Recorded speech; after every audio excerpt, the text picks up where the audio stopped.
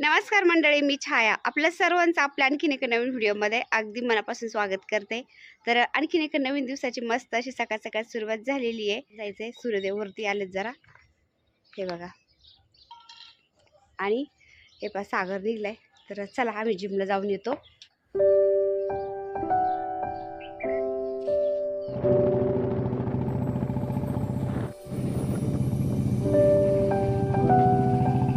आता सागर आणि मी आलो जिमवरून।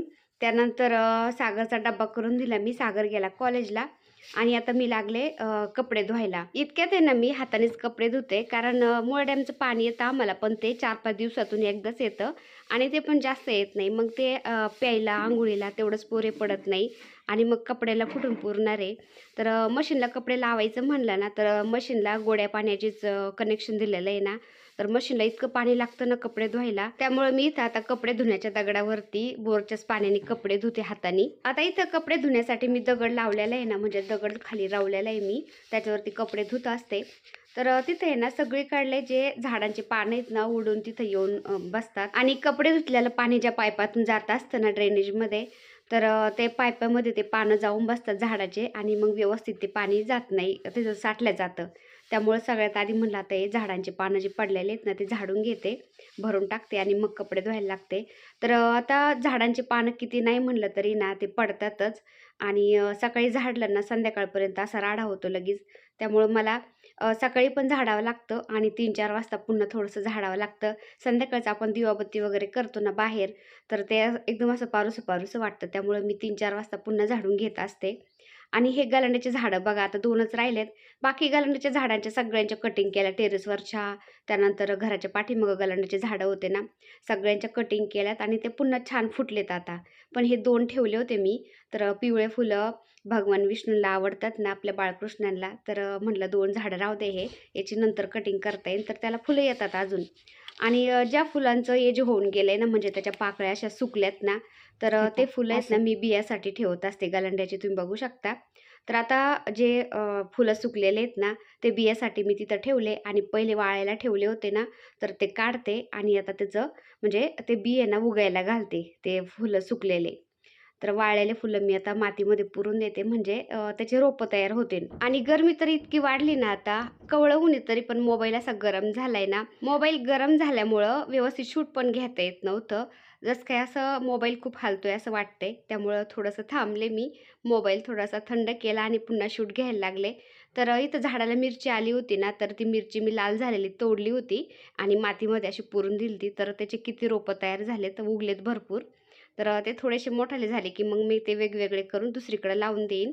आणि हे गलांड्याचे फुलं आहेत ना वाळलेले, बियाला ठेवले होते मी। सुकलेले फुलं मातीमध्ये पुरून देते, म्हणजे त्याचे रोपं उगतेन आणि गलांड्याची झाडं पुन्हा नवीन तयार होते ना आपल्याला लावायला। तर गलांड्याच्या झाडांची कटिंग केलती ना मी इथं, तर कटिंग केल्यानंतर गलांड्याची झाडं तुम्ही बघू शकता, पुन्हा ते छान फुटलेत आणि त्याला पुन्हा आता फुलं यायला लागतील। आणि मी ड्रेसच घातलाय काम करण्यासाठी, कारण साडीवर आहे ना असं व्यवस्थित बसून कपडेच धुता येत नाही, त्यामुळं म्हणलं ड्रेसच घालते मी आता काम आवरूपर्यंत आणि त्यानंतर मग साडी घालन। तर मी दिवसभर ड्रेसवर नाही राहत, मी साडी पण घालते आणि फक्त संध्याकाळी मी ड्रेस घालत असते। पण आता मला कपडे पण धुवायचे होते ना, भरपूर सारे कपडे होते, मंदिरातले कपडे काढलेले होते मी, त्यानंतर मुलांचे कपडे, फौजी साहेबांचे ड्युटीचे कपडे, सगळ्यांचे कपडे होते। म्हणलं एवढे कपडे धुवायचे साडीवर काही जमणार नाही, त्यामुळे मी ड्रेस घालूनच कपडे धुते आता। आता मला चुलीवर स्वयंपाक करायचा होता ना टेरेसवर, तर फौजी साहेब मला लसूण सोलून देत होते आणि सागर मला कांदा टोमॅटो कापून देत होता। तर सागर गेला खाली आता, कारण पार्सलवाला आलाय। सागर जिमला जातो ना, तर त्यांनी प्रोटीनचा डबा मागवला होता ऑनलाईन ना, तर ते भैया घेऊन आले होते। तर फौजी साहेब त्याला ओरडत होते, आमच्या काळात काही प्रोटीनच होतं का? मी 2-2 भरत्या केल्या, पण हे प्रोटीन वगैरे काही नव्हतं, मी घरचं खायचो आणि व्यायाम करायचो, जिम पण नव्हती, काहीच नव्हतं। तर कसं फौजी साहेबांचं असं आहे आणि त्यांनाही असं चोच आवडत नाही जास्त। पण आजकाल कसं आहे ना, सगळं म्हणजे खाणं-पिणं सगळंच बदललंय ना, तर हे मुलांना प्रोटीन वगैरे लागतं, तर म्हणलं घे बाबा तू प्रोटीन, मग त्याला म्हणत असते मी, तुला मागव तू।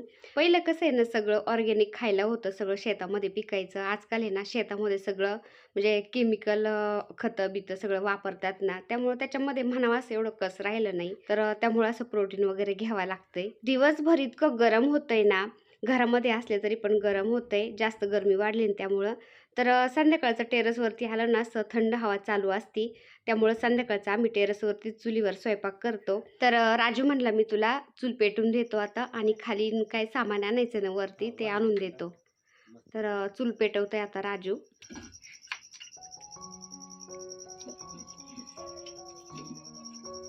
इट नको थांब पाट आणतो.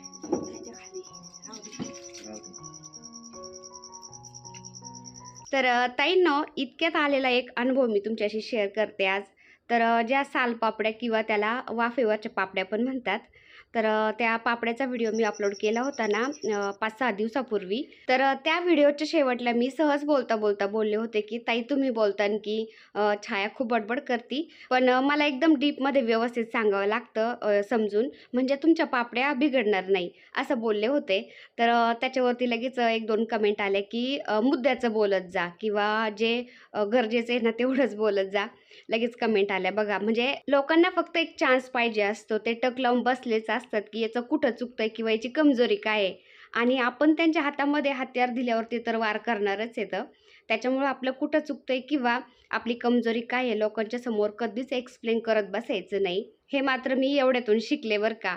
त्यामुळं मंडळी, जर तुम्ही स्वतःचा आदर स्वतःच केला तर तुम्हाला जग स्वीकारेल, आणि जर तुमचा स्वतःवर विश्वासच नसेल तर जग तुम्हाला का बरं ओळखन. त्यामुळं आपली कमजोरी, आपल्या चुका लोकांच्या समोर कधीच मांडत बसायच्या नाही. कसं आहे ना, वाकून मान जर मिळत असेल ना तर ठीक आहे बाबा, पण आपला मान सन्मान गमावून जर आपल्याला काहीतरी मिळतंय ना तर ते एकदम चुकीचं आहे. स्वतःची सेल्फ रिस्पेक्ट आणि मान सन्मानापेक्षा काहीच महत्त्वाचं नाही आहे. आपल्याला रिस्पेक्ट नसेल, मान सन्मान नसेल तर जगूनच काय अर्थ आहे, नाही का? त्यामुळं आपण फक्त आपल्या नजरेत प्रामाणिक राहायचं. इथं लोकं सत्य नाही तर सोय पाहतात, आणि गरज असेल तरच मोठं करतात, आणि वेळ बदलली ना की लगेच खोटं ठरवतात. म्हणूनच ताईंनो, जगाचं नाही तर स्वतःचं समाधान महत्त्वाचं आहे आपल्याला. त्यामुळं एक सांगू का ताईंनो, मी कधीच कोणाची बरोबरी करत नाही आणि स्वतःला कधीच कोणाशी कंपेअर करत नाही. ज्याच्या त्याच्या नशिबात जेवढं दिलेलं असतं ना तेवढं नक्की मिळतं. त्यामुळं कोणाचीच बरोबरी करायची नाही आणि स्वतःला कधी कोणापेक्षा कमी पण समजायचं नाही, आणि कष्टाचं खायचं आणि रुबाबात राहायचं, एवढीच आमच्या घरच्यांची पॉलिसी आहे. फौजी साहेब नेहमी म्हणत असतात, "मी आहे ना तुझ्याबरोबर, तुला काय करायचं, तू टेन्शन घेऊ नको अजिबात." तर हे पहा माझ्या चपात्या पण होत आल्या आता. आणि तुम्हाला एक सांगू का ताईंनो, चुलीवर मी चपात्या करते ना आता, तर इतका खरपूस वास सुटतो ना त्या चपात्यांचा, की दोन्ही पण मुलांनी गरम-गरम 2 चपात्या घेतल्यात आणि गरम-गरम चपाती कोरडीच खातात बरं का, बिना भाजीची. तर मला अजून भाजी बनवायची, तरी पण त्यांनी चपात्या घेतल्यात आणि कोरड्याच खात्यात. म्हणतात, "मम्मी इतका भारी वास येतो ना चपात्यांचा आणि लागतात पण एकदम छान." तर असं आहे, चुलीवर स्वयंपाक बनवायचा पण एक आनंद वेगळाच आहे आणि चुलीवरचा स्वयंपाक खायला तर एकदम भारी लागतो. आता जत्रेच्या दिवशीचाच एक अनुभव तुम्हाला सांगते मी. तर जत्रेच्या दिवशी 100 माणसं जेवायला आले होते पाहुणे. तर भाकरी खूप कराव्या लागत होत्या ना, तर दोघी जणी चुलीवर भाकरी करत होत्या आणि दोघी खाली गॅसवरती भाकरी करत होत्या.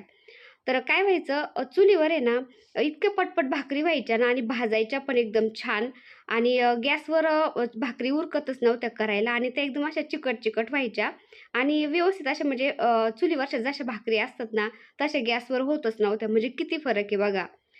गॅसवरच्या भाकरी थोड्या चिकट-चिकट होतात आणि चुलीवरच्या भाकरी इतक्या खरपूस भाजतात. म्हणजे बघा आता गॅसमध्ये आणि चुलीमध्ये किती फरक आहे.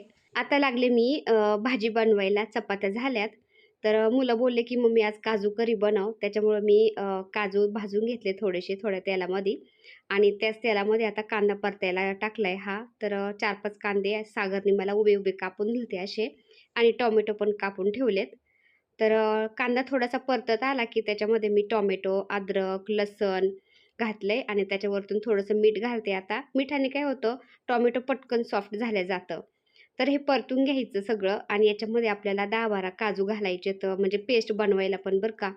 तर ह्या ग्रेव्हीमध्ये 10-12 काजू पण पेस्ट बनवायला घातले ना, तर भाजीला चव छान येते. म्हणजे आपण पनीरची भाजी करतो, मटर पनीर करतो ना, तर तशीच ग्रेव्ही एकदम, काहीच बदल नाहीये. फक्त आता ग्रेव्हीमध्ये आपण काजू भाजून घालणार आहेत, आणि मटर पनीर बनवायचं असलं ना, तर त्या ग्रेव्हीमध्ये आपण मटर किंवा पनीर घालतो आणि भाजी बनवतो. तर हॉटेलमध्ये तर आपल्याला इतक्या प्रकारच्या भाज्या बनवून देतात ना, तर सगळ्या भाज्या बनवण्यासाठी एकच ग्रेव्ही वापरतात ते. भलं मोठं पातेलभर ग्रेव्ही बनवून ठेवतात आणि जशा ऑर्डर येते तसं थोडंसं ग्रेव्ही टाकतात आणि त्याच्यामध्ये ते मिक्स करून गरम गरम करून देतात फक्त. नाहीतर ग्रेव्ही ती करायची, भाजी बनवायची किती वेळ लागेल त्यांना. आता ग्रेव्हीसाठी मी कांदा, टोमॅटो, अद्रक, लसण आणि काजू हे सगळं भाजून घेतलं होतं. थोडंसं थंड झालं आणि मग मिक्सरला वाटते आता. तर गरम गरम वाटलं ना काय होतं, ते एअर पकडतं आणि मग ते बाहेर निघण्याची शक्यता असते किंवा खूप गरम होतं ते. त्यामुळे थोडं थंड करूनच वाटावं लागतं. तर हे मोठाले झाड आहेत ना पाम ट्रीचे, आपल्या खालच्या गार्डनमधले आहेत. आणि मधुकामिनीला किती फुलं आलीत ना, आता तुम्हाला दाखवते. इतका भारी वास सुटतोय ना त्यांचा संध्याकाळचं. तर हे पहा, मधुकामिनीला अशी फुलं येतात बरं का, एकदम गुच्छांनी फुलं येतात आणि खूप भारी वास असतोय त्याचा.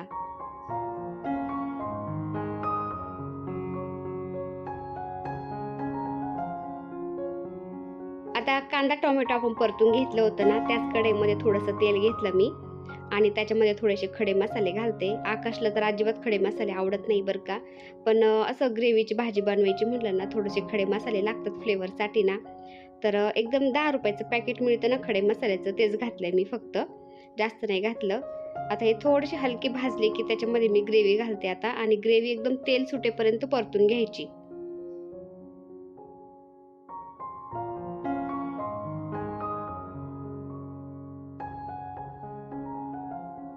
तर हे पहा, हे तर मी तेल काहीच नाही घातलं. हॉटेलमध्ये इतकं भरभरून तेल घालतात ना, तर आपल्याला जास्त तेलकट नाही खायचं, त्याच्यामुळे मी प्रमाणातच घातले. मसाले घेतलेत मी इथं. तर आमचा नगरी झटका म्हणून मसाला आहे तो घेतलाय मी. कांदा लसूण मसाला, थोडासा गरम मसाला. आपल्याला जे घालायचं आहे ना ते मसाले घालायचे. लाल मिर्च पावडर, थोडी हळद. तर आपले बेसिक मसाले आहेत ना, ते अगदी छोटा-छोटा 1-1 चमचा किंवा पोहे खायचा चमचा आहे ना, ते अर्धा-अर्धा चमचा घ्यायचा किंवा तिखट कसं लागतं आपल्याला ना त्यानुसार मसाले घालायचे आपण इथं. आणि धनिया पावडर पण थोडंसं घातलंय मी. ते मसाले घालायचे त्याच्यामध्ये आणि तेल सुटेपर्यंत चांगलं परतून घ्यायचं, म्हणजे मसाले पण भाजले जातात. आपण आधीच तेलामध्ये जर मसाले परतले ना काय होतं, मसाले थोडेफार ते जळाले जाते. त्याच्यामुळे मी असं ग्रेव्हीमध्येच मसाले घातलेत आणि थोडंसं तेल सुटेपर्यंत परतून घेते आता. आता तुम्ही बघू शकता ग्रेव्हीला छान असं तेल सुटायला लागलंय. तर आपली ग्रेव्ही एकदम परफेक्ट तयार आहे. तुम्ही बघू शकता, म्हणजे कढईला पण चिपकत नाहीये ते आता. तर याच्यामध्ये घालायचं आता कोमट पाणी आणि थोडंसं मिक्स करून घ्यायचं. मिक्सरचं भांडं धुवून थोडंसं पाणी घातलं आणि एक उकळी आल्यानंतर मी आता भाजलेले काजू घालणार आहे याच्यामध्ये. तर झाली आपली काजू करी तयार. तर याच्यामध्ये आपण पनीर पण घालू शकतो, म्हणजे झाली पनीरची भाजी.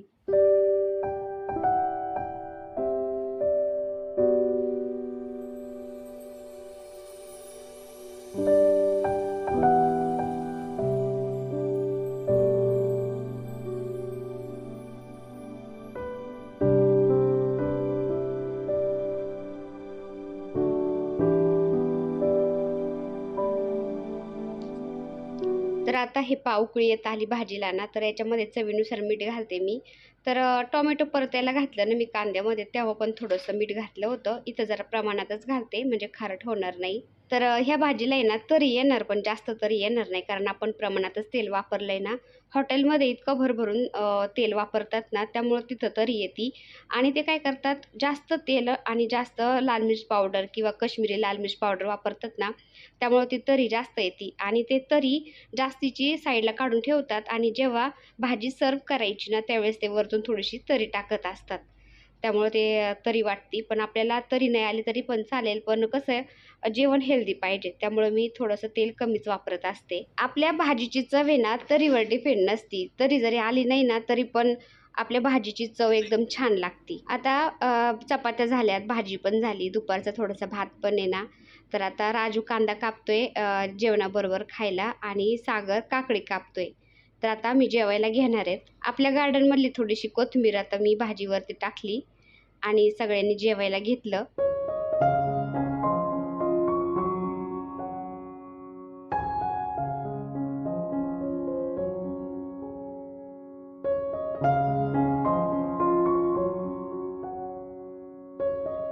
तर चला आजचा व्हिडिओ मी इथंच एंड करते. आता व्हिडिओ आवडला असेल तर एक लाईक करा. चॅनलवर नवीन असाल तर प्लीज आपल्या चॅनलला सबस्क्राईब पण करा. चला तर भेटूया पुन्हा अशाच एका छानशा व्हिडिओबरोबर. तोपर्यंत बाय. व्हिडिओ बघितल्याबद्दल खूप खूप धन्यवाद सर्वांचे. सर्वांना श्री स्वामी समर्थ.